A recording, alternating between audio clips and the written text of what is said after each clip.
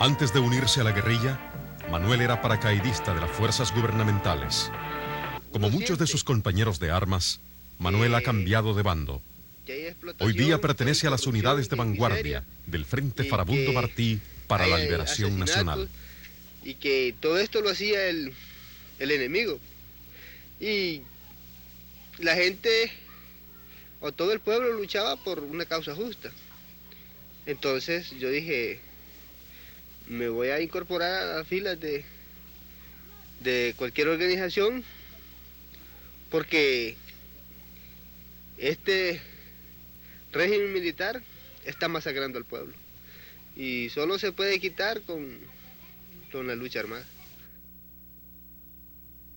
Como tantos miles de hombres y mujeres, este joven combatiente participa actualmente junto a la población civil de una zona liberada en la construcción de una nueva sociedad salvadoreña, sociedad que el FMLN define como libre, justa y democrática.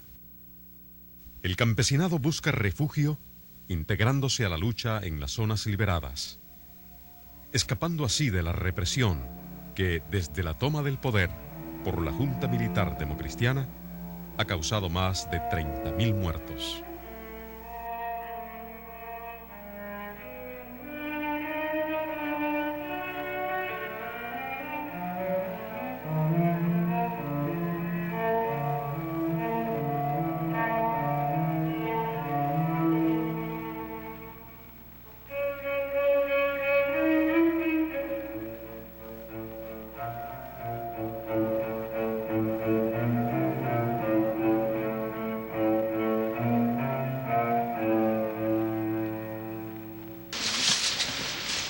Salvador Cayetano Carpio, miembro de la dirección del FMLN, es una figura legendaria de la guerrilla salvadoreña.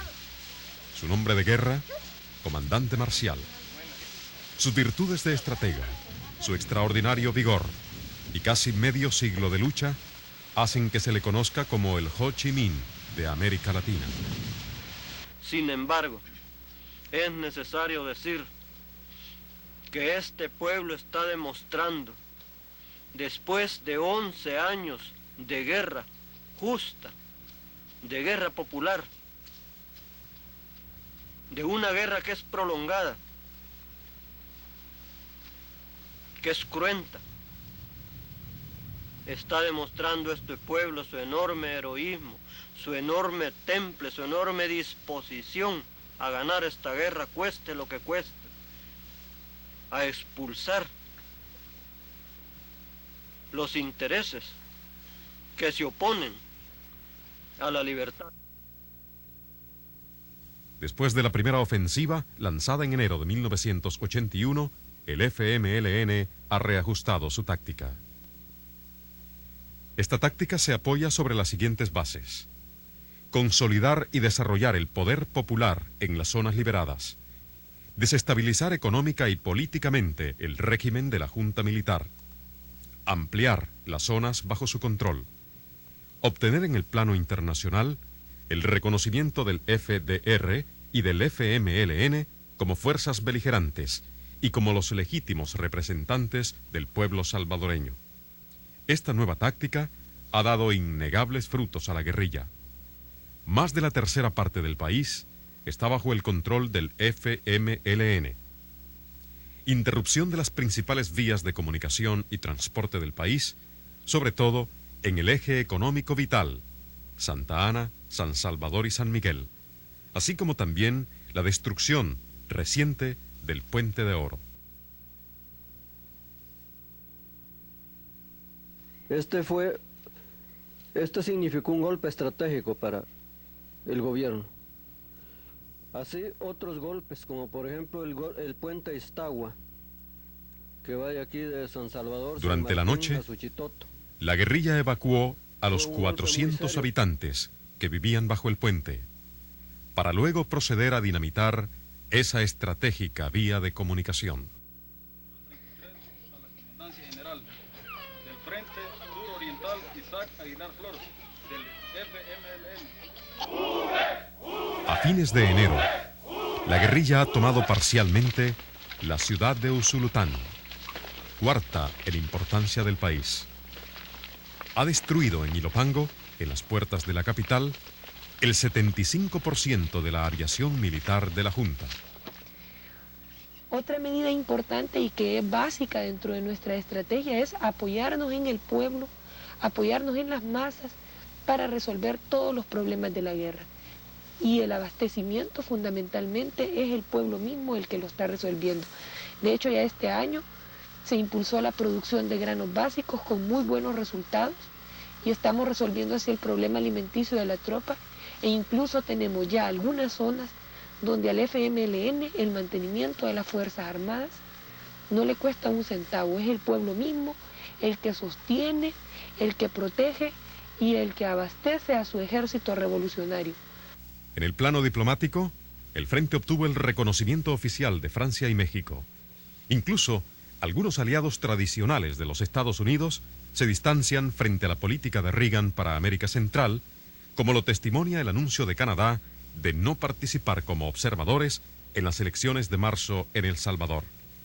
Esta decisión y otras semejantes, tomadas por otros países, golpean duramente la credibilidad de la Junta salvadoreña. ¿Cómo es posible llamar a elecciones democráticas en un país desgarrado por una guerra civil? En la opinión del presidente Napoleón Duarte, los que no creen en la posibilidad de llevar a cabo las elecciones en el mes de marzo están al servicio de la subversión. Mi análisis subjetivo es que sí son el momento propicio más.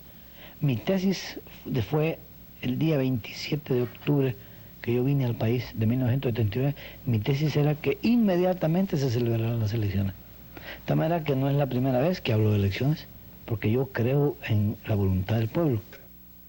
Es cada vez más evidente que las Fuerzas Armadas salvadoreñas son incapaces de enfrentar a la guerrilla. La acción de la masa combativa dentro de sus territorios liberados en Chalatenango, en Morazán, en Cabañas, en San Vicente, norte de San Salvador y occidente. La acción de estas fuerzas políticas y militares hace que el enemigo genocida tenga que disponer o tratar de situar más fuerzas fijas para contener un poco el avance de las fuerzas revolucionarias. A pesar del incremento de la ayuda militar, las Fuerzas Armadas están más desmoralizadas que nunca. En 1981 han desertado más de 4.000 soldados y muchos de ellos se han incorporado a la guerrilla. El general García afirma que la guerrilla se ha infiltrado en las Fuerzas Armadas salvadoreñas. En su opinión, la prueba fehaciente fue la destrucción casi completa de la aviación en Ilopango el 27 de enero pasado. Bueno, es distinto, porque aquí uno se trata con compañerismo, con amor, con hermandad, ¿verdad? Todo se hace en colectivo y ahí no, ahí es individual, viven peleando como perros y gatos entre ellos mismos, robándose las cosas, puteando, tratándose mal. Entonces, y eso, a mí no me gustaba todo eso. La situación económica del país se deteriora rápidamente. De agosto a diciembre de 1981, la tasa de inflación pasó del 32 al 54%. En un año disminuyeron las exportaciones en los sectores claves de la economía. 39% el café, 34% el algodón y 69% el azúcar.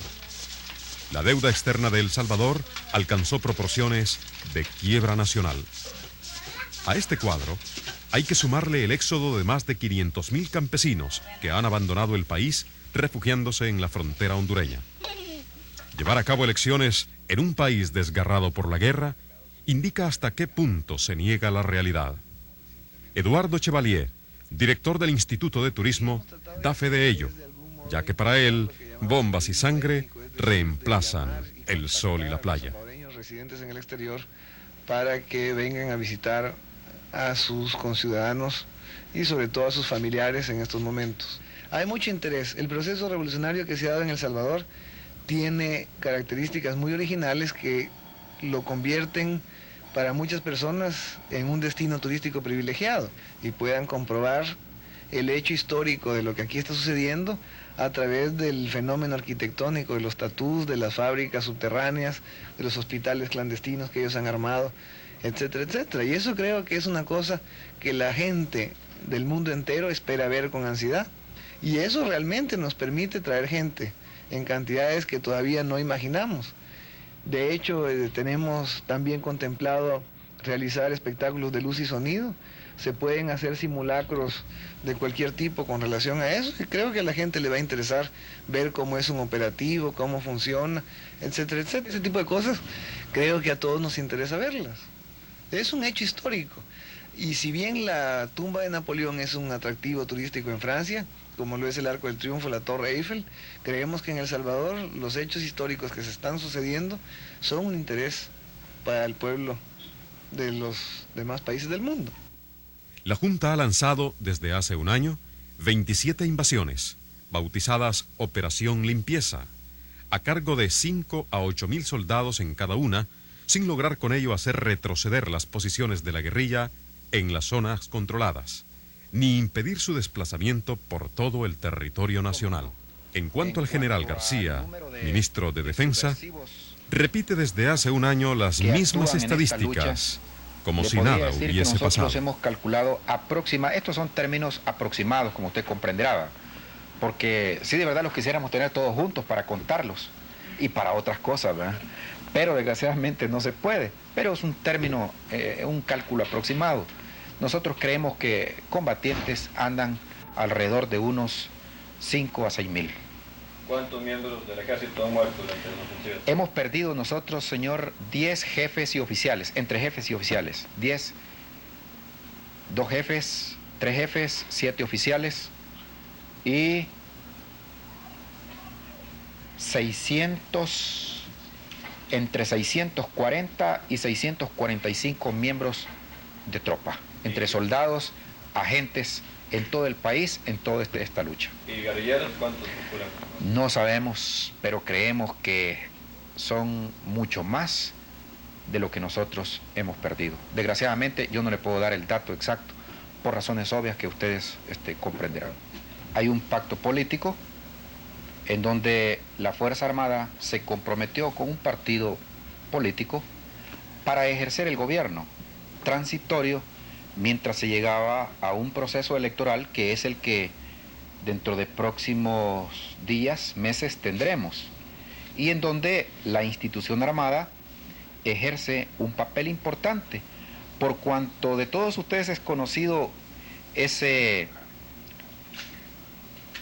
mote, ese señalamiento que hemos tenido nosotros los militares aquí en El Salvador, de que nosotros ponemos gobierno, quitamos gobiernos, etcétera, que tal como lo hablábamos hace un momento, pues eso no deja de ser también un mito, ya concretamente hablando, porque yo les decía hace un momento, miren, si nosotros los militares nunca hemos participado en una forma directa, por lo menos a mí ni a ninguno de mis compañeros jamás nos han preguntado quién queremos nosotros, o queríamos que fuese siquiera candidato, no, mucho menos presidente, ¿verdad? Así es que ese es un mito, pero hay que hacer imagen alrededor de eso, y se ha llegado a creer eso. Yo creo que las elecciones solas no son la solución. Creo que sí son la solución si hay un clima previo, y en este clima previo hay un entendimiento especialmente entre las partes más conflictivas. Y yo creo que el papel de la Junta es un papel transitorio, y creo que más bien cuando todos los salvadoreños participen en las responsabilidades de la cosa pública es cuando se podrá ir encontrando el camino de una mayor justicia en la distribución de la riqueza. Estas elecciones son sencillamente parte de todo un plan global del gobierno de Reagan. Están insertas dentro de la política de guerra, de masacre, de muerte. El filo fundamental de la política de Reagan en nuestro país es el ataque militar a la población, la muerte a nuestra población. Y como una cortina de humo ante los ojos de los pueblos del mundo, se engaña tratando de creer que alguien va a creer en esa farsa electoral.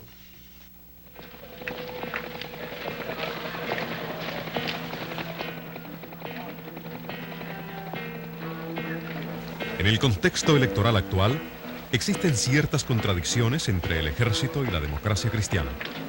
Un sector importante de las Fuerzas Armadas dan su apoyo al mayor Davison, candidato a la presidencia y representante del sector más fascista de la derecha.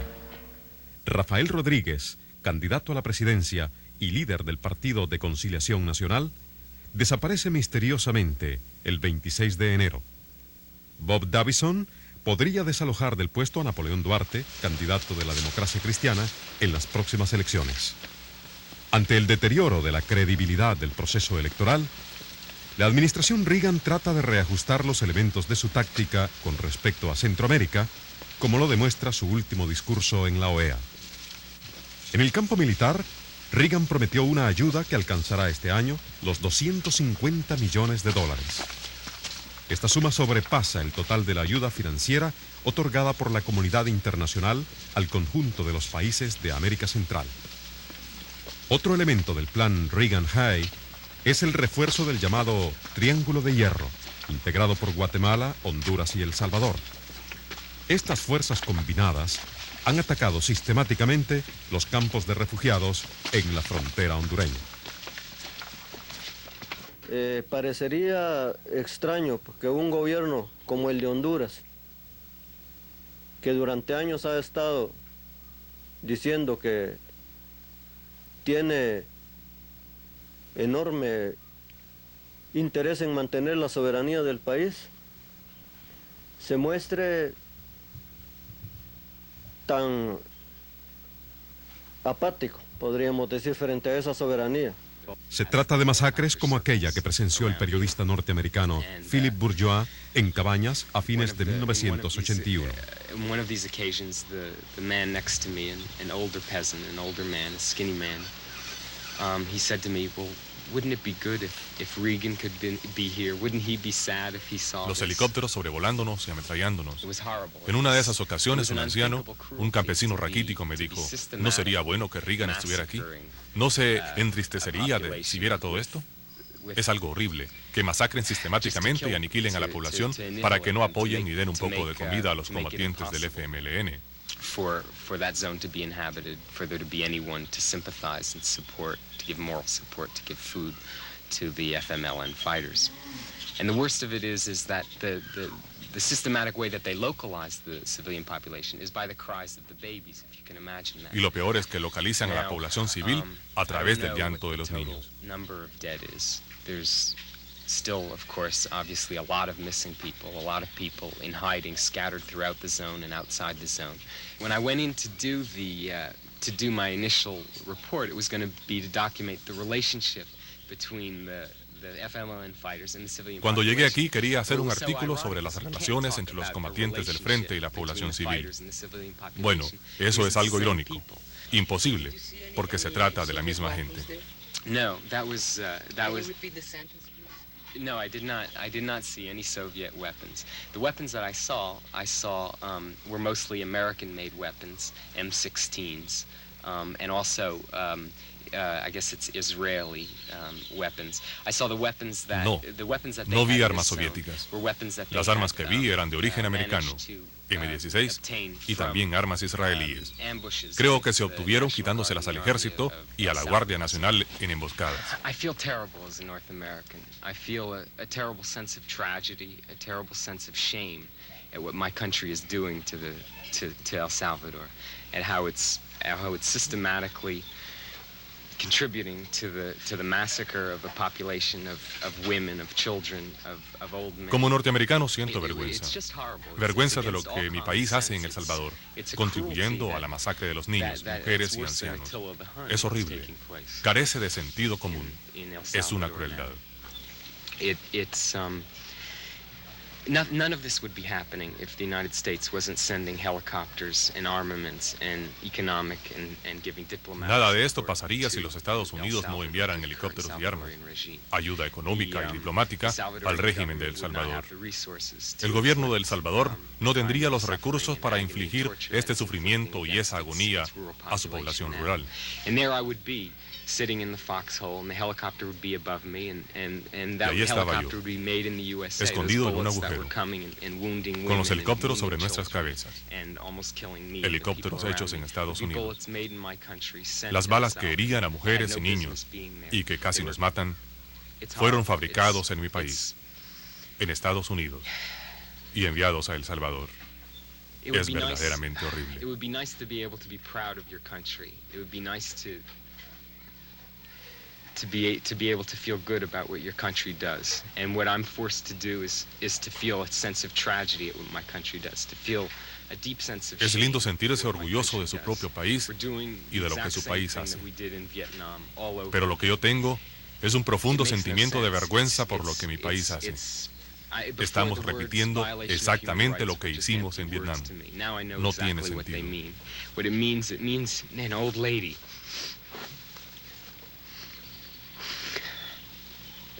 running barefoot through the night with helicopters, with mortar fire falling around her. Antes, las palabras violación de los derechos humanos no significaban nada para mí. Pero ahora sé exactamente lo que quieren decir. Quieren decir la imagen de esa anciana corriendo descalza, en medio de la noche, el fuego de los morteros a su alrededor y las ametralladoras tirándole. Quiere decir su hija cargando en brazos a su recién nacido que, llorando, podría haber delatado nuestro escondite a la patrulla.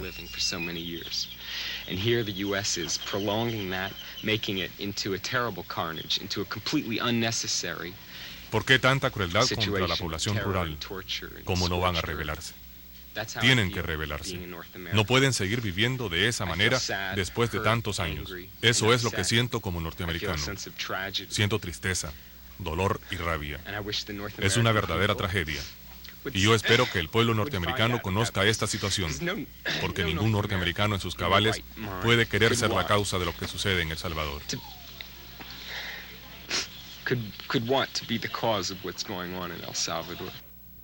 Centímetro a centímetro se libra esta dolorosa guerra civil para consolidar una nueva sociedad salvadoreña. Es un pueblo obligado por la historia a fabricar sus propias armas.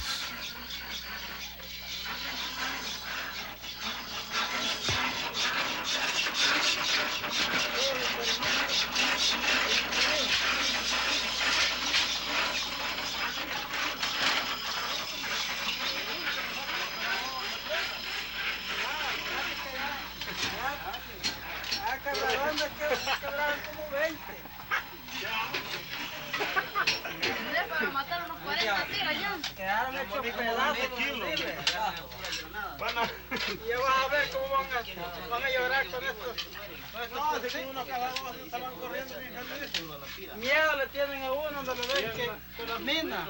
Se le avienta un par de granadazos, ¿no? Con estos vuelan pedacitos de carne quedan. Es de más que quede uno vivo. Ay, Dios. Solo que no explote. Mire, compa, hay que meterlo porque hoy vamos a producir siquiera unos 40 kilos. ¿Por qué?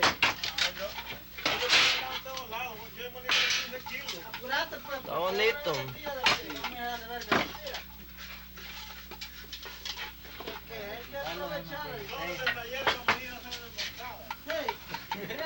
Es la sociedad de Manuel, de las unidades de vanguardia en la primera línea de fuego y la de su hermano muerto en combate. Es la de este campesino que por primera vez siente que tiene en sus manos las riendas de la historia. Es la de esta joven, cuadro del FMLN, que desarrolla un trabajo de educación y propaganda. Bueno, este es el equipo de la propaganda de una subzona del Frente Apolinario Serrano. El trabajo que nosotros desarrollamos es de propaganda para el ejército, para el pueblo organizado y para el pueblo no organizado, ¿verdad? Con el objeto de mantenerlo informado de todo el acontecer que se lleva a cabo sobre nuestra guerra de liberación. Es la sociedad de Nadia y los comandantes de los diferentes frentes que estudian nuevos medios para resistir y triunfar en esta guerra de aniquilamiento.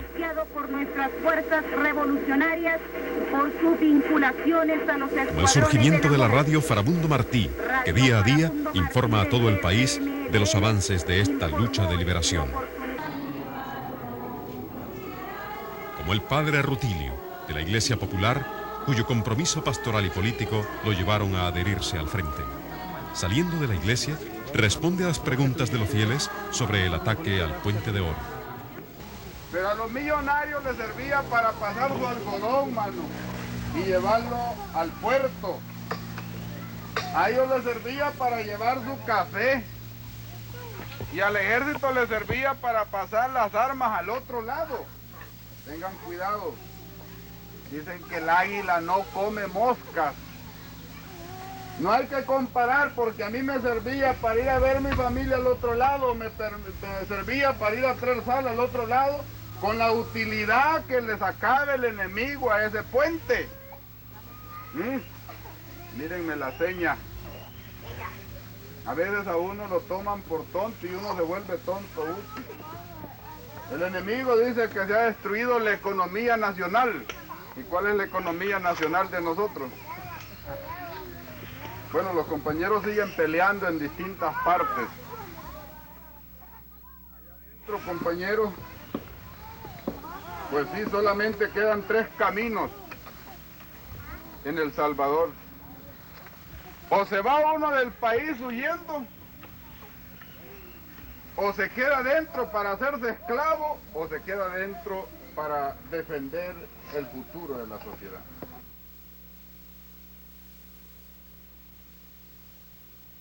Está demostrando este pueblo su enorme heroísmo, su enorme temple, su enorme disposición a ganar esta guerra, cueste lo que cueste, a expulsar los intereses que se oponen a la libertad. Lograremos todos la victoria y alcanzaremos la paz para toda la humanidad. La paz que necesita el mundo, la paz que necesita nuestro pueblo, nuestros hijos.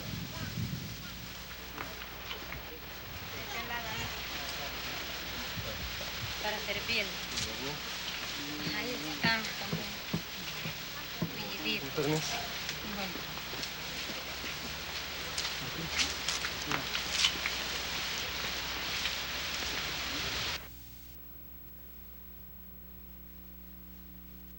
Está demostrando este pueblo su enorme heroísmo, su enorme temple, su enorme disposición a ganar esta guerra, cueste lo que cueste, a expulsar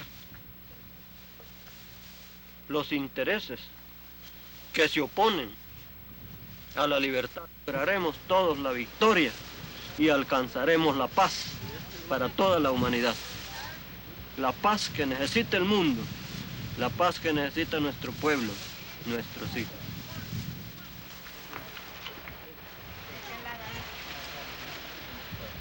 Para servir. Ahí están también. Divididos. Permiso.